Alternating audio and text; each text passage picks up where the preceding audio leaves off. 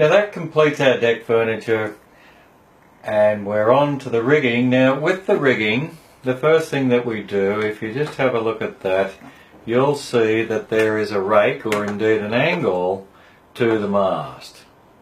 So that's also going to determine where our chain assembly does go to.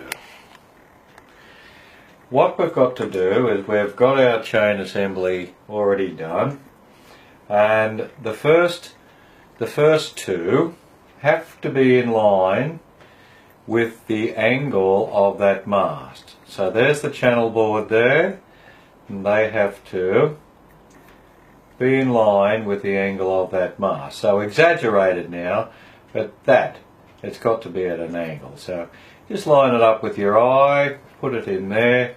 She will bolt onto the fender there with another brass pin, which will match this cosmetic display that I've put on to enhance it. The other one though, imagine they're shrouds, so that's going to be more straight up and down. So that one will be somewhat straight up and down in the form of another leg to complete the triangle. But this one is your gauge, and she follows the rake of the mast. So that's our next job before we get onto the mast itself. Or if you wanted to, you could complete your mast and use that as a template for your eye. I think that we'll install the mast.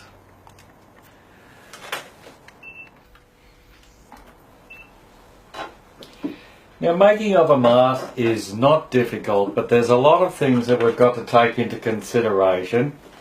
And if you have a look at this plan here with the mast figure on it, that's 4 of 5, you'll see all the mast dimensions, etc. on it. Now, if you get your 8mm piece of dowel, you'll see the overall length is 216mm.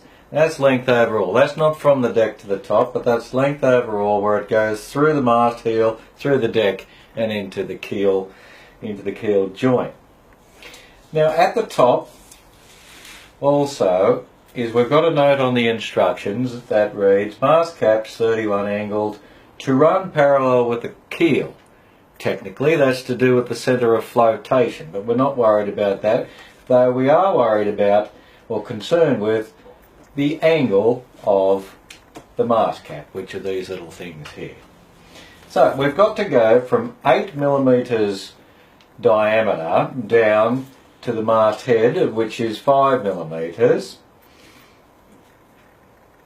So we've got to taper that down. Now the way you go about this, I'm going to use a finger plane and plane that down, but what we've got to take notice of is that taper stops here,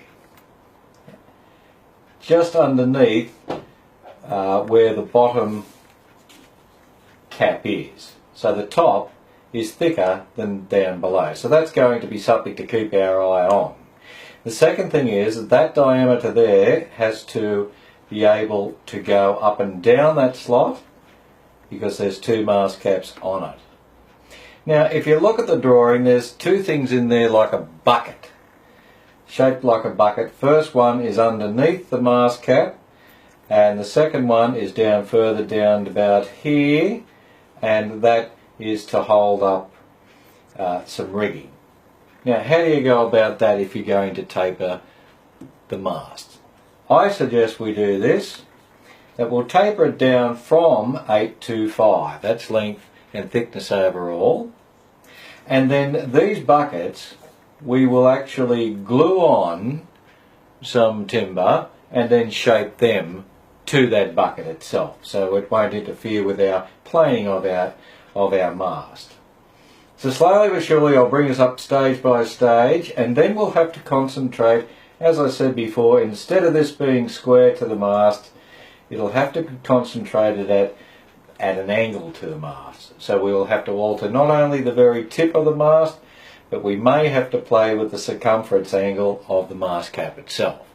If you make them oversized, then we'll use an Araldite to secure and wedge it into shape is probably the easiest and most fast way. So watch us now as we start to tape.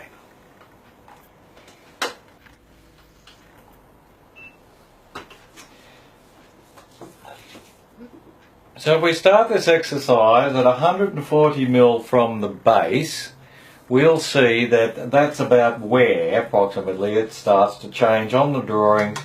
That's where it starts its taper. So put it on 140 and then away we go. Now you 8-side this like normal. You 4-sided first on all sides like that. And then you come back and you turn that 4 into an 8, so you knock that corner off, and that corner off, etc. right through. And now what that's going to do is going to get off your large fat thicknesses of wood. Out with your dividers, set those at 5mm and just check how we're going. Yes. From that we can do with a bit more. So we'll do the 8s into 16, 16s into 32 until we've got it down to a level that we can get out our sandpaper and take it down fractionally at a time. So we'll come to that.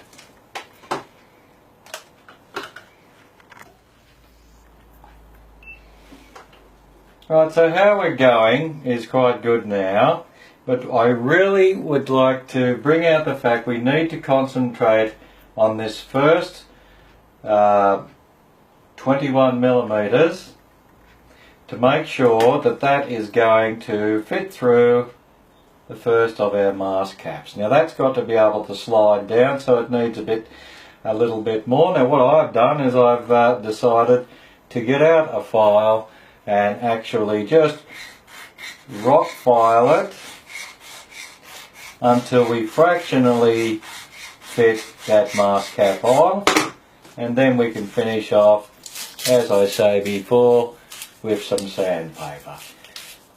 Now what you could do is you could put this in your pistol drill and turn it on and hold your sandpaper there and turn it into somewhat of a lathe. That's totally up to you. I like to do things a little manually to keep the arts alive, but it's your choice. So we're concentrating on now on getting this mask cap, without splitting it of course, to roll up and down this head of the mast, or mast head.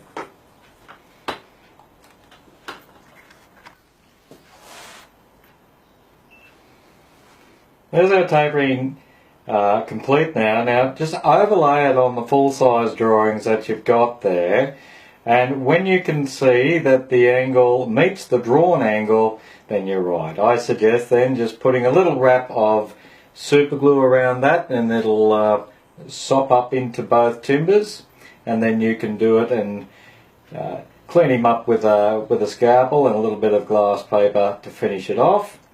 And then the next move is, let's go and have a look at these, as I said before, little pieces that are under the bottom mask cap to start with, and they look like a bucket. So we're going to put on some timber and then reshape that timber as well.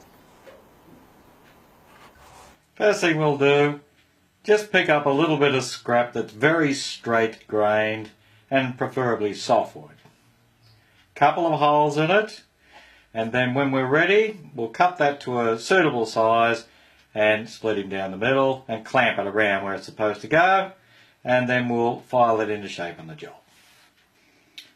Shape it down to something like that, and you can see there's a centre line there. We'll put a little razor saw through there, cut it to shape on a big circle, clamp it on, and the rest is quite easy. So there we are, there's our two little pieces of whittled scrap pieces just under the mask cap and just down below to take the rigging as well, and when that's dry we'll just carve it into shape. Good little project. And then just whittle them in the shape. Now the next thing to do is we've got to stain the mast a nice brown, maybe a Baltic or something like that, but whatever you've got, but don't leave it that colour, it's a little unnatural and it doesn't match the rest of the timbers that are in the ship. I think I might look at a Baltic.